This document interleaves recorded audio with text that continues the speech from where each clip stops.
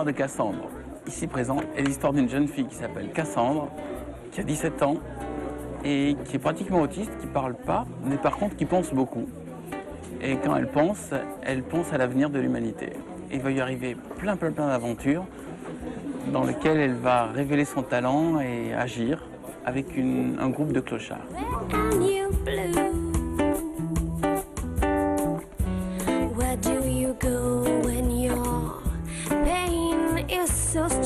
Le problème avec l'avenir, c'est que plus personne n'ose parler de l'avenir.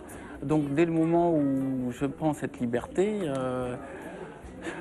je deviens un tout petit peu responsable de cette pensée-là, mais on devrait. Moi, je souhaite qu'on soit très nombreux, qu'il y ait plein d'auteurs qui s'autorisent à penser le futur.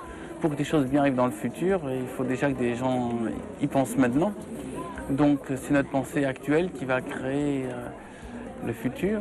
Et je suis très étonné de voir tous ces auteurs qui ne font que parler du passé. Quand on conduit une voiture, on ne peut pas tout le temps fixer le rétroviseur, il faut quand même regarder un moment devant, et de préférence loin devant.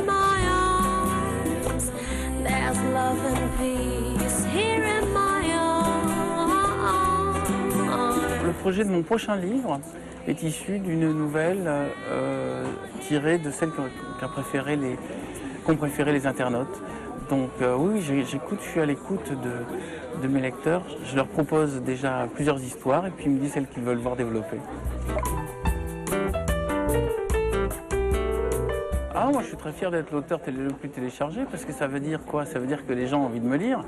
Le drame, c'est que les gens qui ne lisent pas.